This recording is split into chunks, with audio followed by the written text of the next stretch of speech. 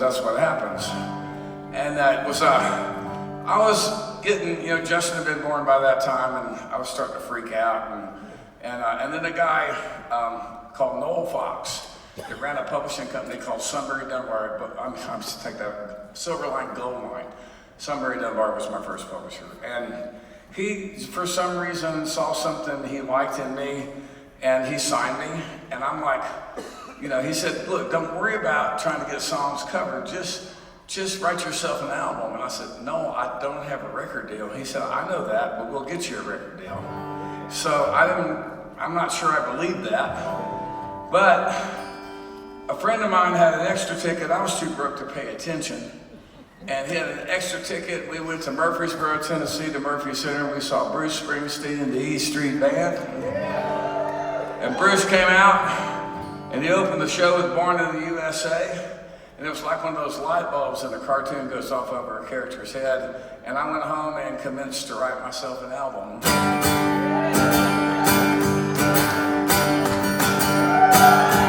Hey, pretty baby, are you ready with me?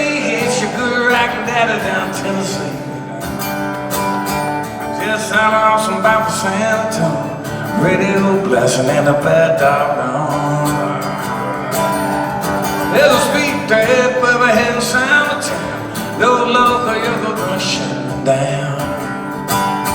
Me and my boys got this rig unwound, and we'll come 1,000 miles from the guitar town.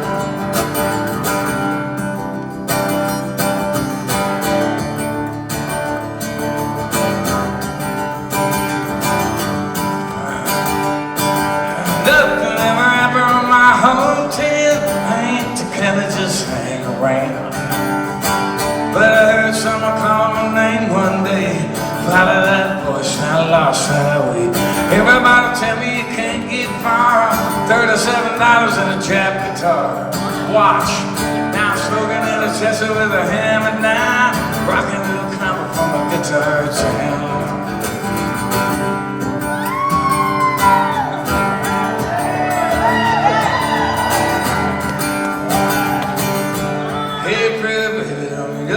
My balls over here to steel belts on the asphalt. Laid up in the middle of the night in a truck stop somewhere in a restaurant, wondering why I don't stop. Got a key, rockin' a lot still can. Got a 2-pack here at a Motel 10. Then I moved to the boys, I'm a brand new man. Back to the riser and make my stand. Hey pretty baby, won't you hold me tight? Loading up and rolling here tonight. One of these days when I settle down, take you back with me to a guitar town.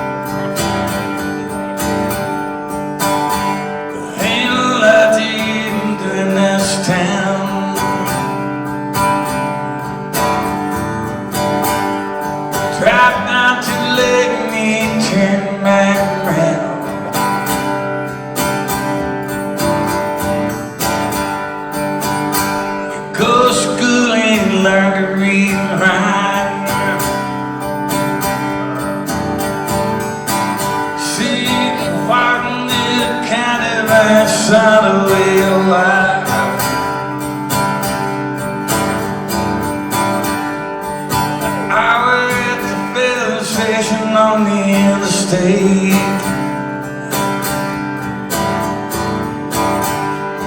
pumping gasoline and counting out the state plates. That's my boy in the Memphis, somewhere's near Speed.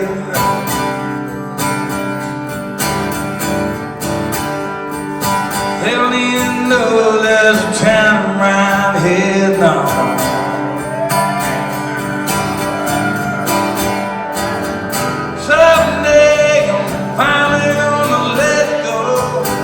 'cause I know there's a better way. I'm gonna know what's over that rainbow. I'm gonna get out of here someday.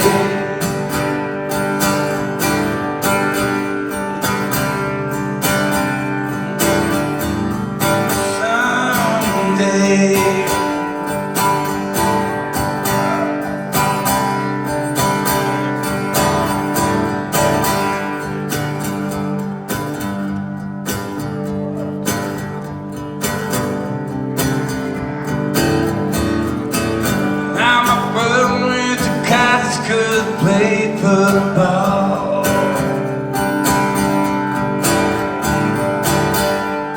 I'm standing, I'm a little bit small.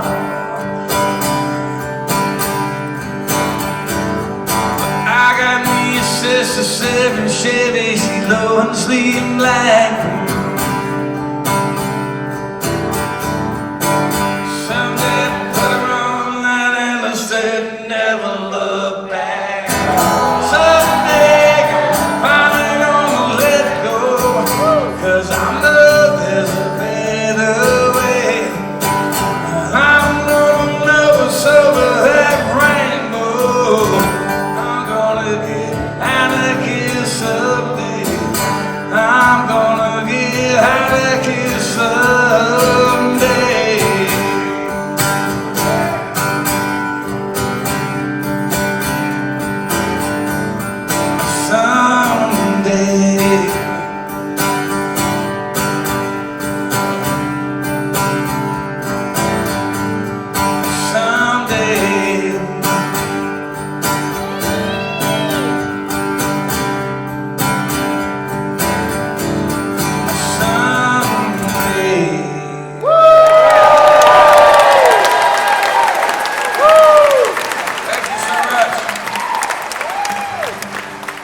So that album ended up doing pretty good, but it was kind of a miracle because the guy that ran MCA Records in Nashville didn't want me on his record label in the first place.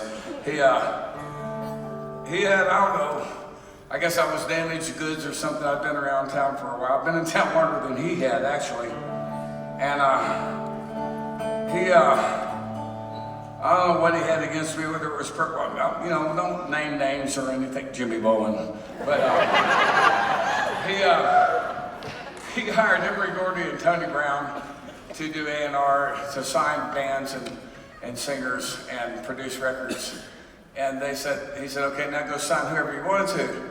They said, cool, we want to sign Steve Earle. He said, anybody but Steve Earle. And that's a fact. And but the guys stood up for me.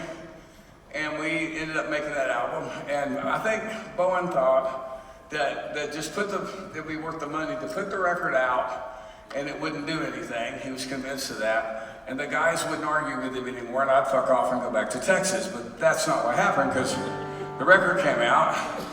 Critics liked it immediately. We got really good press, and some country radio stations went on the first single, which was Hillbilly Highway, and then the second single comes out, which is Guitar Town. And radio really kind of jumped on that. And I don't think that the label wasn't even working it, and it was sort of going on its own steam. And then, you know, there weren't that many albums that had been pressed. And, you know, we weren't selling a lot of records, but we were getting a lot of attention, getting airplay. And then Bruce Springsteen walked into Tower Records in LA, and he bought 2 albums. He bought Willie DeVille's first solo album, and he bought Guitar Town. And the kid that sold it to him called his buddy at Billboard magazine, told him about it. It ended up in the column the next week, and I sold 35,000 records that week and got booked on the Tonight Show. So, thank you, Bruce. And then one guy that really believed in me, there was just a sales guy in the Nashville office said but he covered that region when it came to record sales. He carried 1 box of albums to Memphis to a distributor, and I beat Alabama by 1 box of records to the #1 spot on the country album charts that week. So at that point, Bowen had them and let me make another record. So, but he was determined that this one was not going to work no matter what. And we found out very quickly that without the support, you know, he really clamped things down at country radio, and he was able to do that. And, you know, it sounds paranoid, but just because you ain't paranoid don't mean they ain't out to get you. And but I figured out that, you know, I got a better publishing deal, so I could live on that. And I could get the money I was getting from gigs, pay the band with it. I found the cheapest bus I could find, and we just stayed out on the road that whole year, that whole cycle. And I got the experience of having an audience sing back a whole chorus of one of my songs to me for the first time that year.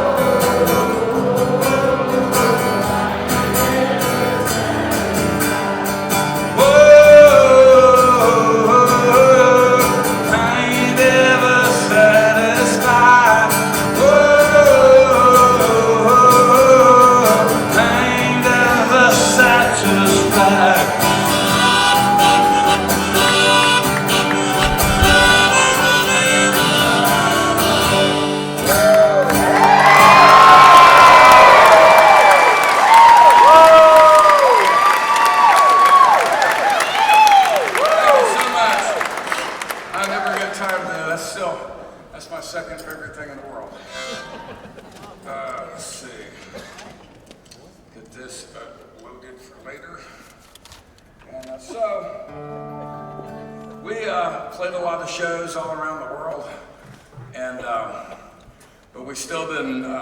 We didn't get on country radio anymore. One rock station in Chicago started playing WXRT, and that they were inventing a new radio format and didn't know it at the time. And press was still good, but I knew that I was probably in trouble if I didn't do something different on the next record. And I was producing a record in England, and I'd heard that my label, MCA, was forming a new subsidiary, actually reactivating an old subsidiary called Uni. And I just wanted to get out from under the dude in Nashville and try to see what I could do, and maybe find a new radio home. And so I crashed this cocktail party that was announcing the launching of Uni, and I cornered, Jimmy Bowen had a boss, and, names on him, Irving Azoff. And I cornered Irving, and he seemed to like me better than Bowen did anyway. And I said, I want to be moved to Uni. And he looked at me like he knew it was going to happen all along. He said, Uni's not for country. Uni's for hip hop and rock and roll. I said, okay, I'll make a rock record. And I had no fucking idea how I was going to do that. But my band had gotten pretty good, and I knew about a studio in Memphis, Tennessee called Ardent, and there'd been a Led Zeppelin record made there, a lot of ZZ Top records, Big Star records, and I just headed west, and we tried to figure out how to make a new kind of record.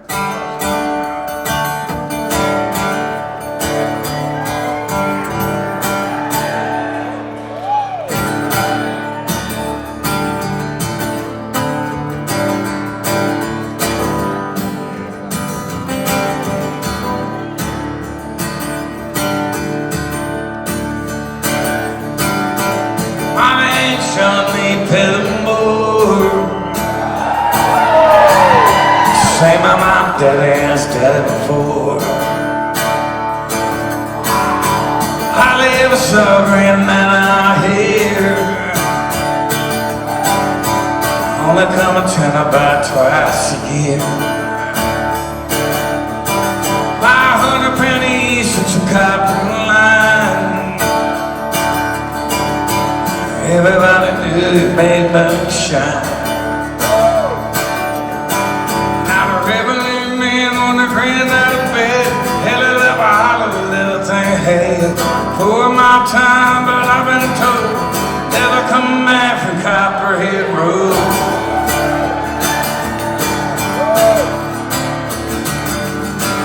Now that I run the whiskey in the bed like Dodge,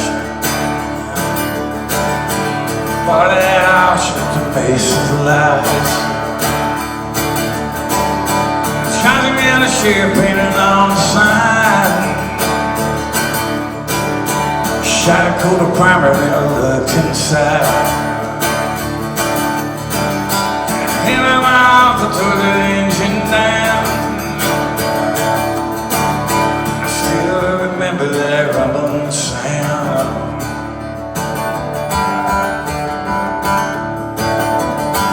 And the sheriff come around in the middle of the night. Heard mama cry to someone right. And I'm nozzled with a weak look. Smell of whiskey burning down Copperhead Road.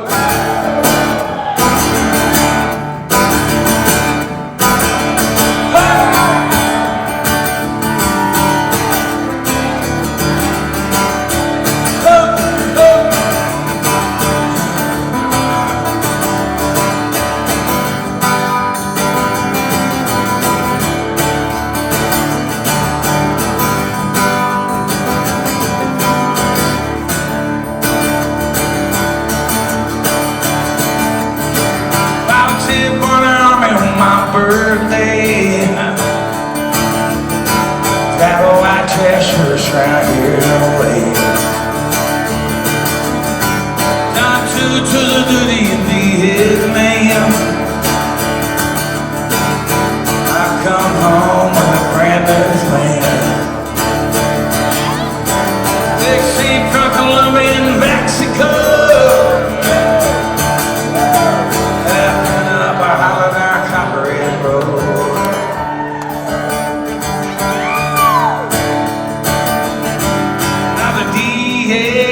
chopper in the air. Woke up screaming, line back over there. Mama thinking tubes, trying to don't you know, better stay away from Copperhead Road.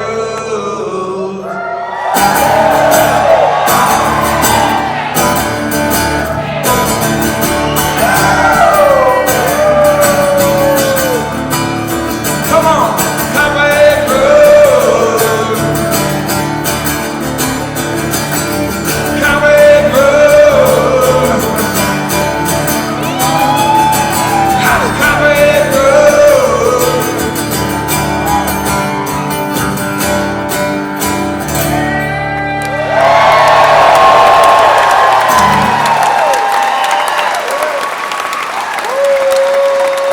Thank you. Now see, how I did that, 9:39, it's only 9:39, and now any of you that are on paper can go home before your fucking ankle bracelet blows up. The rest of it, we're gonna be here for a while.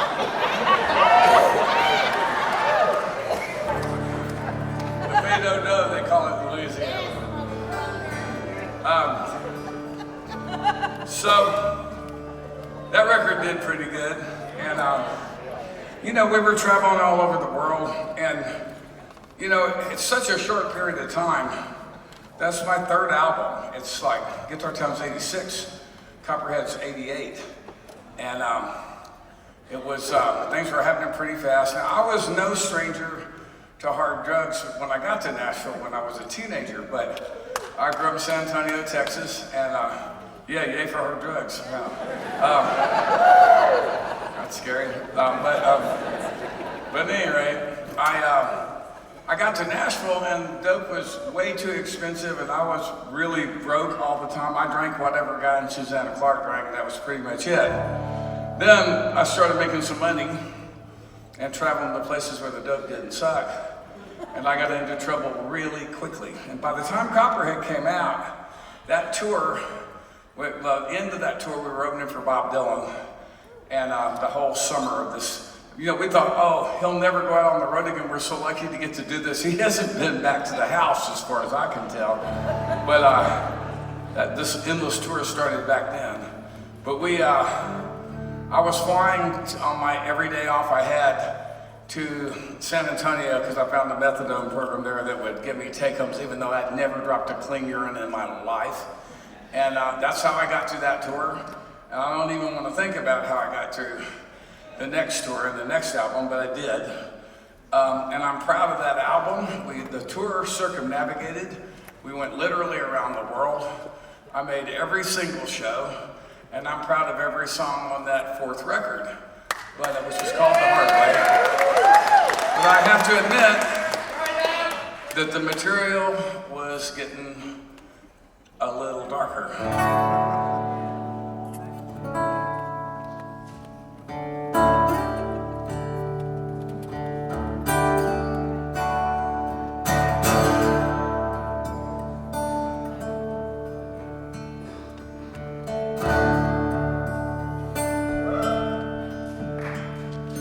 My name is Billy Austin.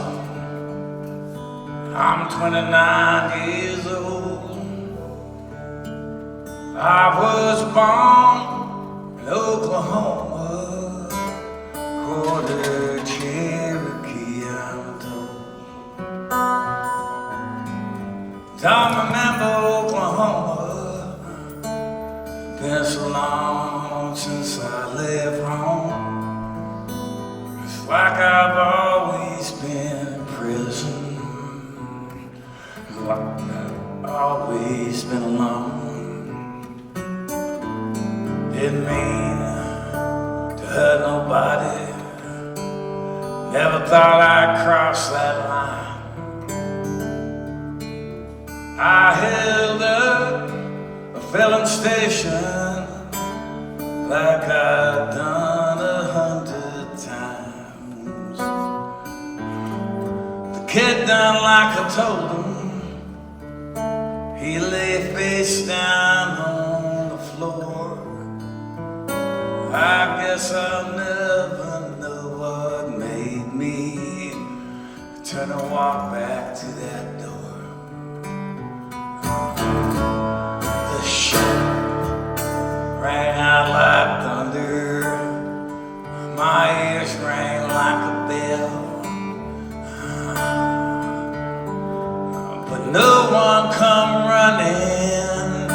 So I just called the cops myself.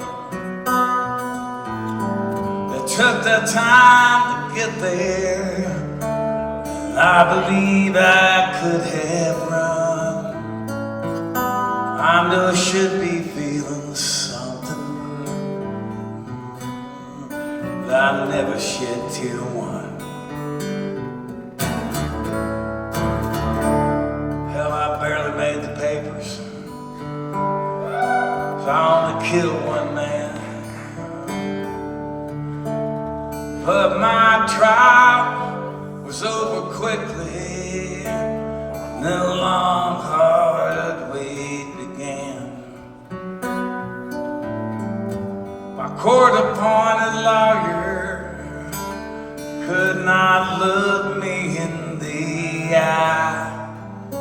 He just stood up, closed his briefcase when they sentenced me to die. And now my waiting's over, and as the final hour drags by, I won't stand here and tell you that I don't deserve to die. But there's 97 men here, well, most are black or brown, but we're all poor. Yeah, most of us are guilty, but who are you to say for sure? So when the preacher come to get me, they shave off all my hair. Could you take the long walk with me, knowing hell was waiting there? Could you pull that switch yourself, sir, with sure and steady hand? Then go home and tell yourself, sir, you're better than I am. Name is Billy Austin. I'm 29 years old. I was born in Oklahoma, quarter Cherokee, I'm told.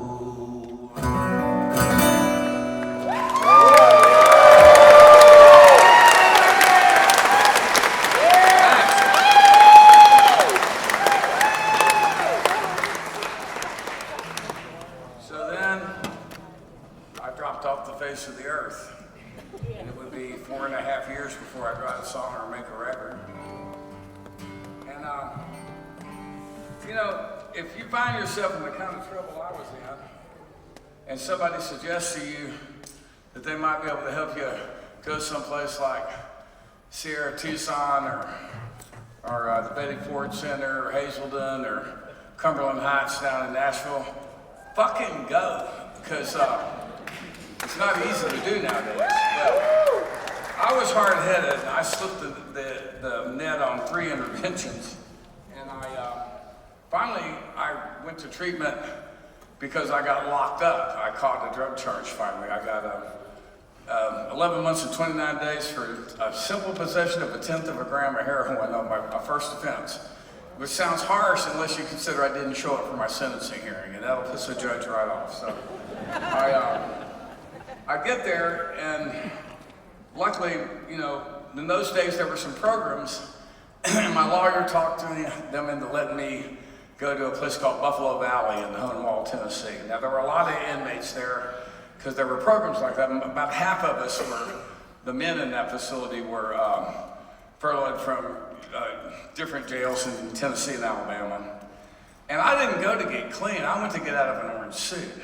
My plan was I'd get feeling better, and then I'd just walk out of there. No fence, no guards. And after a while, your mind clears up, and you start figuring out you're in Wall, Tennessee, that's Lewis County, which is along Highway 100, you know, well off the interstate. It's in the hills. It's called Lewis County because Meriwether Lewis killed himself there. And Hohenwald's like, it's known for a rag factory that used to be there. I don't think it's there anymore. That treatment center. And if you walk out, you know, as an inmate, if you walk out, then the Hohenwald police don't have anything to do but pick your ass up and you go back to jail, not back to treatment if you do that, with a federal escape charge on top of everything else. So I figured out that, and oh, if you went the other way, you ran into an elephant sanctuary. There was a woman with a farm who was rescuing circus and abandoned elephants or something. There were two of them there. You know, you walk out, and look, detox is pretty psychedelic too, but not in a good way. And you run into a fucking elephant in Middle Tennessee. You go right back to the treatment center, so that's a waste of time. So I finally figured out I wasn't going anywhere. And I started to listen, and I decided at some point, and I can't put my finger on the exact moment, that I didn't want to die. And I finished up the program there. I went back to jail for a little while.